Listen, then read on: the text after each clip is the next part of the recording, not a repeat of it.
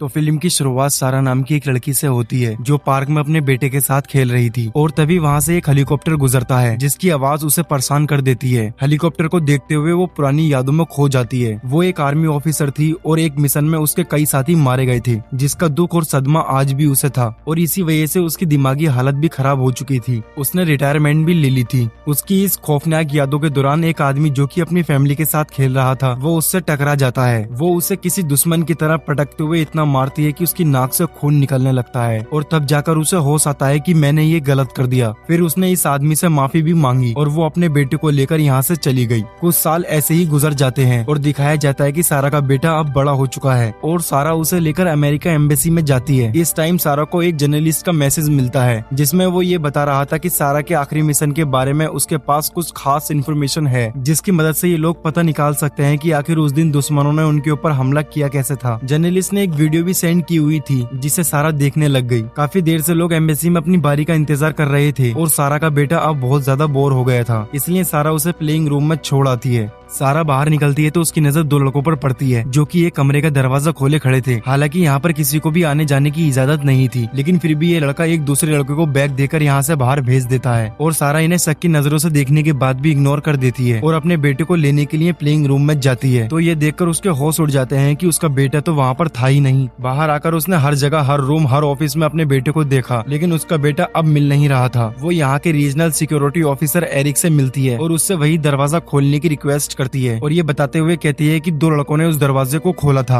हो सकता है कि मेरा बेटा भी उनके साथ चला गया हो। एरिक ने अपने सारे स्टाफ, सारे गार्ड्स को उस बच्चे को ढूंढने में लगा दिया पूरी एम्बेसी के अंदर, पर ये दरवाजा नहीं खोला और बताया कि ये दरवाजा खोलना तो अलाउड ही नहीं है। वो अभी उसे यही बात समझा रहा होता है कि तभी सार्जेंट आकर एरिक के कान में कुछ कहता है और एरिक उसे लेकर ऑफिस में चला जाता है जहाँ सारा को बताया जाता है कि वो तो एम्बेसी में अकेली आई थी, उसका बेटा तो उसके साथ था ही नहीं, न ही एंट्री में उसके बेटे का नाम था, यहाँ तक कि सीसीटीवी कैमरे में भी वो अकेली ही नजर आ रही थी। ये सुनकर सारा गुस्से से लाल हो गई। सारा को अच्छे से याद था कि वो अपने बेटे को अपने साथ लेकर यहाँ आई थी, इसलिए वो फौरन जर्मन पुलिस को कॉल करने की रिक्वेस्ट करती है। एरिक उसे फोन मिलाकर दे देता है। सारा उनसे अपने बच्चे की कंप्लेंट करती है, लेकिन जर्मन पुलिस ये बताती है कि वो एम्बेसी अमेरिका का इलाका है और हम वहाँ कुछ नहीं कर सकते। पुलिस वाले सारा की बस इतनी मदद कर सकते थे कि वो दो अपने पुलिस वाले को बाहर भेज रहे थे जो सारा को उस एम्बेसी से निकाल सकते थे। थोड़ी देर बाद सार्जेंट को कोई काम पड़ता है तो वो सारा को एक कमरे में लॉक कर गया। मौके का फायदा उठाते हुए सारा ने अपनी मॉम को कॉल की और उनसे कहा कि आप पुलिस या गवर्नमेंट से कांटेक्ट करिए, अमेरिका एम्बेसी वालों ने मेरे बेटी को किडनैप कर लिया है। उसकी ऐसी बातें सुनकर उसकी मॉम चौंक जाती है और सारा से पूछते है कि सारा क्या आजकल तुम अपनी मेडिसिन ले रही हो। ये सुनकर सारा और गुस्सा हो जाती है कि किसी को भी उसकी बात पर यकीन क्यों नहीं हो रहा था। असल में सारा को स्ट्रेस की वजह से सपने आते रहते थे, मनगढ़ंत कहानियां उसके दिमाग में बनती रहती थी, इसलिए उसकी मॉम को लगा कि सारा कोई झूठ बोल रही होगी या फिर उसे कोई ऐसा सपने आ रहे होंगे।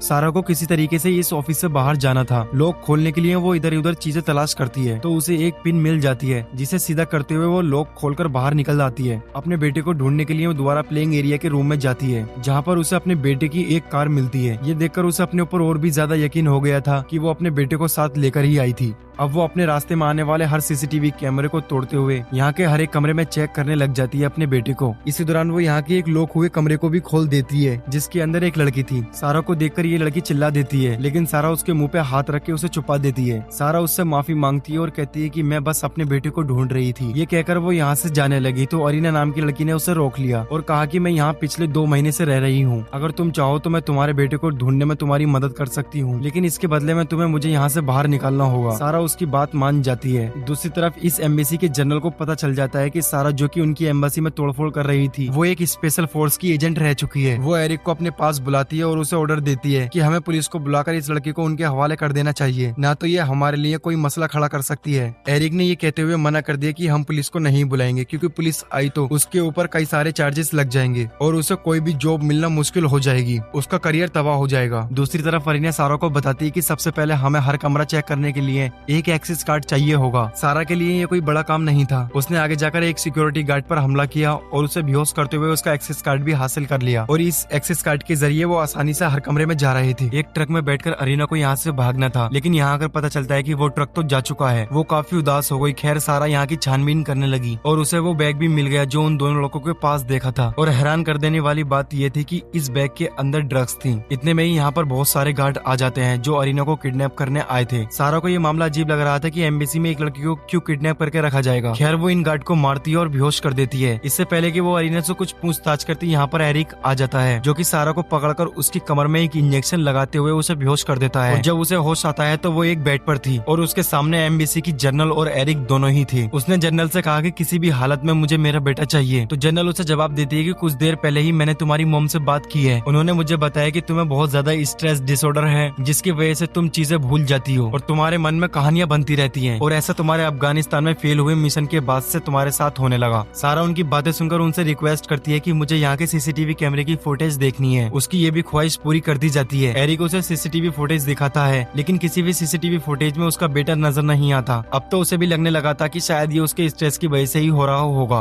पूरी रात वो यहाँ रहती है और सुबह होते ही अरीना यहाँ से उसे लेने के लिए आ जाती है और सारा अरीना से पूछती है कि आखिर तुम कौन हो और ये लोग तुम्हारे पीछे क्यों पड़े हैं। वो बताती है कि मेरे डैड एक पॉलिटिशियन थे। पॉलिटिशियन होने के साथ साथ वो एक डॉन भी थे और वो यूएस गवर्नमेंट से कई इलीगली काम भी करवाते थे, पर फिर जब उन्होंने पार्टी बदली तो गवर्नमेंट के लोगों ने उन्हें मरवा दिया। उस दिन तुम्हारे सामने वो लोग मुझे मारने के लिए आए थे जिनसे तुमने मेरी जान बचाई। इलीगली वापस जाना चाहती हूँ ताकि मॉम से मिल पाऊँ। अगर लीगली रास्तों से गई तो यूएसए गवर्नमेंट कहीं से भी मुझे ढूंढ कर मरवा देगी। उसकी ये बातें सुनने के बाद सारा को लगा कि ये शायद उसका वहम होगा। अरीना जो कि सीरियस थी और सारा को यकीन दिलाने के लिए उसने अपना हाथ काटना शुरू कर दिया और फिर सारा को भी ये सच समझ आ गया और सारा को ये भी समझ आ गया कि वो इतनी भी बीमार नहीं है कि लोग उसे बेवकूफ बना सके।